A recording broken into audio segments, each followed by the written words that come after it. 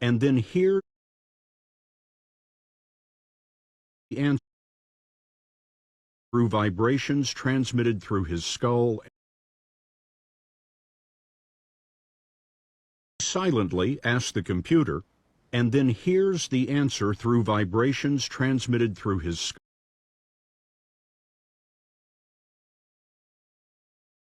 Silently asks the computer, and then hears the answer through vibrations transmitted through his skull and into his inner ear. What's the largest city in Bulgaria, and what is the population? The screen shows how long it takes the computer to read the words that he's saying to himself. Sofia, 1.21 million.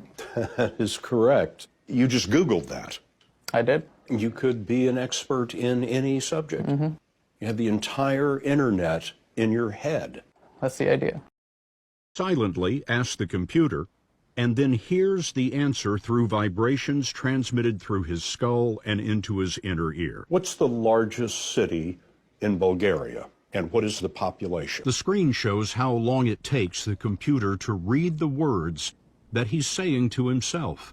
Sofia, 1.21 million. That is correct. You just Googled that. I did. You could be an expert in any subject. You have the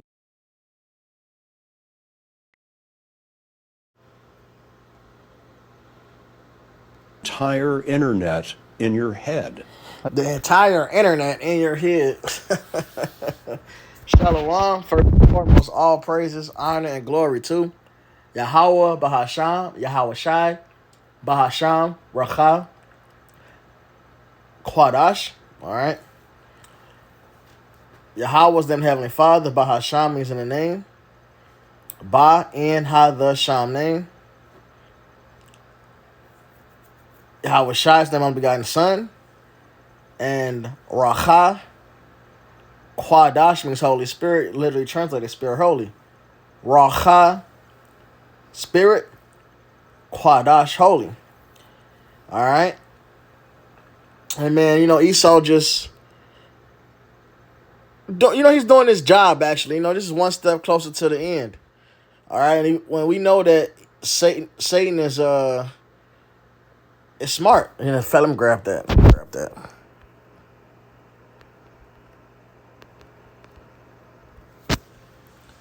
2 Corinthians 2:11, lest Satan should get an advantage of us, for we are not ignorant of his devices. All right, now we know that, of course, the market of the beast is to buy and sell, and want to say, well, he's not buying or selling with that thing. He's getting, this this information off the internet. He's just getting extra wisdom. We understand that Satan has many devices. He has many wiles, trickery. All right, 2 Thessalonians 2 tells us what? I'm going to get to the point. 2 Thessalonians 2:8. And then shall that wicked be revealed, whom the Lord shall consume with the spirit of his mouth, and shall destroy with the brightness of his coming. Even him whose coming is after the working of Satan. So when we read Ephesians 6, and that's talking about the spiritual Satan that we battle the spiritual demons, or not demons, devils. All right? But it says the wiles of the devil, the trick of the devil. We know that this man Esau Edom has that same mentality, that same trickery. What did he say? He was more cunning than any beast of the field. This is part of it. This is really the serpent doing what the serpent does, man. When you really look into this whole thing, which they call it the Internet of Things, all right? There's another term for the Internet of Things. Transhumanism. All right? And instead of saying you should be as God, what they're saying is you're speeding up evolution. You are enhancing your human capability. You are transforming into a greater being than yourself. This is the same. Get this implant. This is going to make you better. You have the entire internet in your head. What did the serpent tell Eve? You shall be as God. That's the subtleties. That's the trickery. The idea of being higher than what you are comes with doing the wickedness that this devil tells you. Same thing. Nothing's new under the sun. Okay? Even him who was coming after the working of Satan with all power and signs and lying wonders. This is a part of that. It doesn't stop here. Esau wasn't trying to give the world the power to just have the brain, the internet in their head, Salakia, forgive me, the power to have the internet in their head just so you can be wiser. No, man. This devil always has an ulterior motive.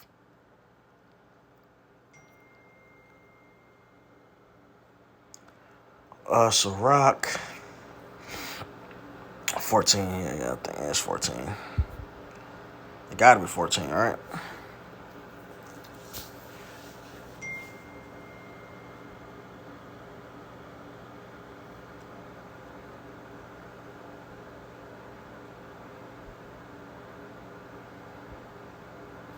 Sirach 14 and 6. We'll start at 6, right? There is none worse than he that envieth himself, and this is the recompense of his wickedness, which the curse put on the serpent. And you know what? Let me grab this. Let me take a step back for a second. Let's take a brief step back.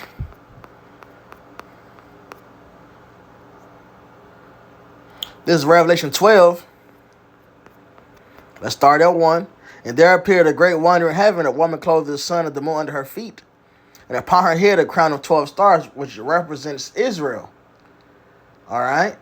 The vision that Joseph had of his father, his mother, and his 12, or his other 11 brothers, including himself, were of the stars, then the sun and the moon. The stars were the 12 brothers. The sun and the moon represented the father and mother in that scenario. This is going to show that this is talking about Israel. And what the Lord said, and I believe the book of Isaiah, the 5th chapter, thou art likened to a comely and delicate woman. Okay? Israel is also referred to as the Lord's fervent lover. Okay? So that's why it's this woman with this thing. It's another vision. And she being with child cried, travailing and birth and pain to be delivered. You know, this is the birth of Yahweh Shai. This is going into what happened, which the Romans hunted him down. And there appeared another wonder in heaven, and behold, a great red dragon having seven heads, 10 horns, and 7 crowns upon his heads. And his tail drew the third part of the stars of heaven, and did cast them to the earth. And the dragon stood before the woman which was ready to be delivered, for to devour her child as soon as it were born. So we know what this is going into. Well, why did it take down 3 stars? Well, the nation of Judah, or the Jews in that time, was what? Judah, Benjamin, Levi. That's 3 of the stars. They killed the male children. Okay? And she brought forth the man-child who was to rule all nations with the rod of iron. Her child was caught up into the Most High, to his throne. So, boom, that's plain. So we know that this dragon right here is talking about the Romans.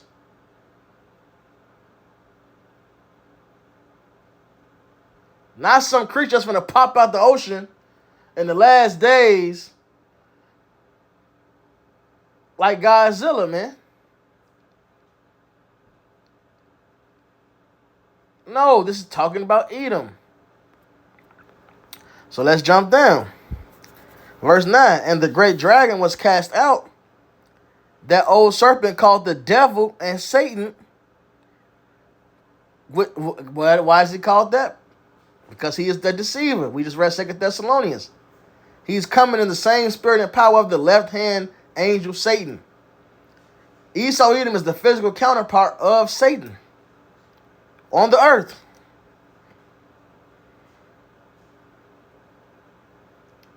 Okay? He's the wicked one. Edom. And the great dragon was cast out, the old serpent called the devil, and Satan, which deceiveth the whole world. This lines right up with the 2 Thessalonians. He was cast out into the earth, his destruction. He's going to lose his kingdom, his throne. We all know that rulership is also referred to as heaven in the scriptures. Okay? It's being exalted unto heaven. That's a phrase you can look up. Exalted unto heaven, extolled unto heaven. And it's talking about great kingdoms. Okay? Isaiah the 14th chapter is a good one. It calls the king of Babylon Lucifer and tells that he's fallen from heaven. Talking about the elite rulers of Babylon. It literally calls the king of Babylon. Lucifer ain't talking about the spiritual Satan. That's not who it is. It's the same thing right here. And the great dragon was cast out, that old serpent called the devil, and Satan, which deceiveth the whole world. He was cast out into the earth, and his angels were cast out with him. And what does the Lord calls his angels? His host, his armies. You know, angels means messenger. All right? And sometimes that message is war. We have the example of Ehud. What he tell him, I have a message for you from the Lord. He wasn't lying. He killed him. It was your time to die. Okay? But even Esau, what's it called? It's Blue Angels. Look up the Blue Angels, man. When you go to your air shows and all of that, these are active and retired army men, man. And they're referred to as the Blue Angels. They have chariots like the angels. All right? Which are the aerial warcraft machines. All right? They have power to call fire down like the angels. But essentially it just means, host, armies. That messenger, man. Okay? So they're going to fall down with Esau, man. And that was the point on that. Okay. Let me go back to the 2 Thessalonians. Take that step back. 2 Thessalonians 2 and 8. And then shall that wicked be revealed, whom the Lord shall consume with this. No. 2 Thessalonians 2 and 7. For the mystery of iniquity doth already work. Only he who now letteth will let until he be taken out of the way. So this man was already in power during the time that this letter was written. Who was ruling? The Romans. Then the Rome fell. All right. It became Esau fell out of power. It became the Eastern Roman Empire. Then it became the Byzantine Empire / the Dark Ages. All of that whole 1,000 years where Esau was out of power. Then he came back. All right. A lot of them Edomites ran into the Caucasus Mountains, but some of them are still under the Moors. And the Moors aren't just a group of so-called Negroes that ruled in Spain. Moors simply mean black. All right? And there were a lot of times when they attribute the Moors to being Muslim, but that's not necessarily the case. Moors just simply means black. All right? And we have brought out numerous times. Who was it? Jefferson. His letter, his quote about the nations being swarthy. So the Germans. He mentioned these different nations by name, excluding only his personal group, which they got into power and took over, the crown, which was Britain. All right? But he said it, Europe being swarthy, man. Swarthy is another word for black. All right? History has been whitewashed. That's the Renaissance, the rebirth. Esau got in power, put his image back up, and that goes into the end of that 1,000 years. The dragon got out of slavery. All right, came out the Caucasus, got the papacy, got control over that, got control over the crown in Britain. All right, put their images up. Fast forward, finally, America gets started, and the beast did what? His deadly wound was healed. He brought back the Roman Empire the exact same way. It's a Senate house, all right? They don't call themselves kings. They call themselves a president. The beast that was different, the fourth beast, that's back. His deadly wound is healed. So that's the summary of the whole dragon right there. All right? And America is the whore that rolled the beast back, the face of the company. Just like Rome. Rome is a little ass city-state, really, a little ass city in Italy. It ruled with its allies, the rest of Europe, the different parts of Europe. Same thing with America. They call it what? NATO and the EU. Okay? That's the 10 horns. And the 7 heads are the major regions of Edom. Greece, Rome, Germania Major, Germania Minor, France, Spain, Britain. Okay? And back in the day, you had Germania Major, Minor was still, the Vandals, the Goths, the Vandals. I have to look to get the old names over. Same thing though. It's the same thing. Now instead of Rome, it's America though, ruling with Europe. Nothing new under the sun. The mystery of iniquity doth already work. All he who now lives will live until he be taken out of the way. And then shall that wicked be revealed. Now's the time he's being revealed. He's not actually a Roman. He's not actually an American. He's the fourth beast. All right, that would be called Rome, but he's the wicked one. And who was the wicked one? Malachi 1 and 3. And I hated Esau and laid his mountains and his heritage waste for the dragons of the wilderness, which is going to his destruction ultimately. Desert creatures, will be here in this land because Esau was going down. But his actual heritage, he is that dragon.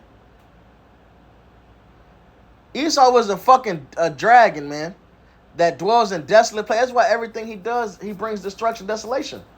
Because he belongs in the fucking desert, man, in a desolate area. He's that dragon. That's what he's going to be, desolate. Whereas Edom saith, we are impoverished, but we will return and build the desolate places. Thus saith the Lord of hosts. They shall build, but I will throw down. And they shall call them the board of wickedness.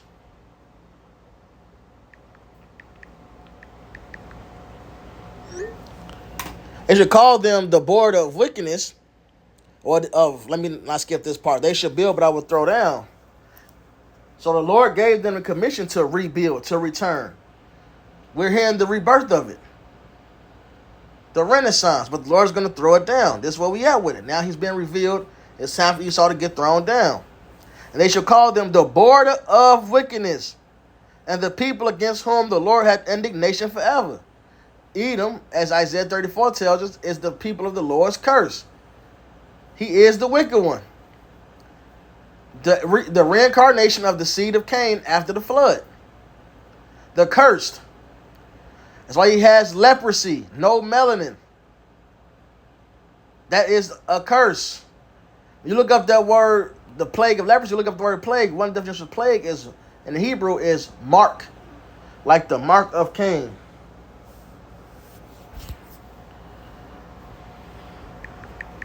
Which was leprosy.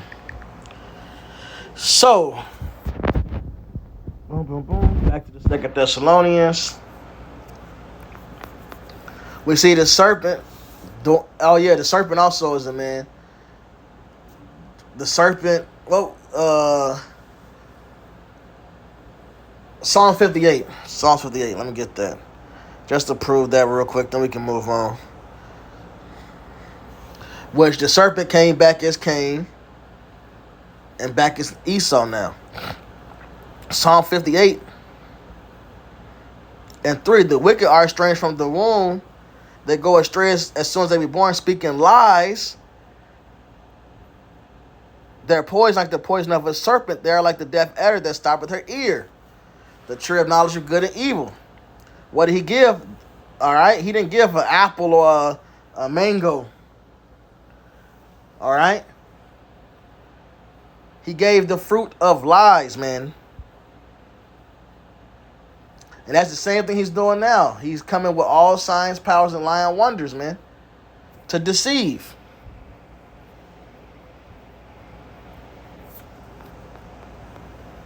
So, let's get back to this Sirach now. Sirach 14:6. There is none worse than he that envieth himself, and this is the recompense of his wickedness. That's the curse put on Esau. He will go upon his belly. All right, he'll never be satisfied. He'll have to keep going after his desires.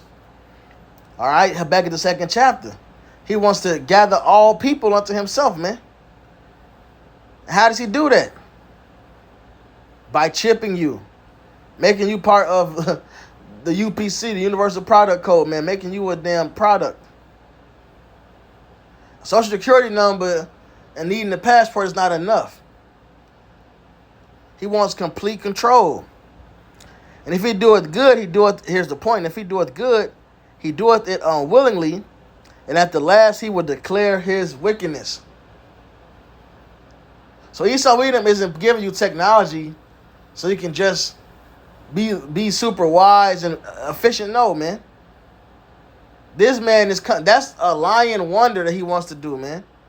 So you can get, that shit probably won't even fucking work. But even say it does, right? He's pushing that shit out there as in a form of a miracle to show why these implants are good. But at the end of the day, these implants are gonna come with your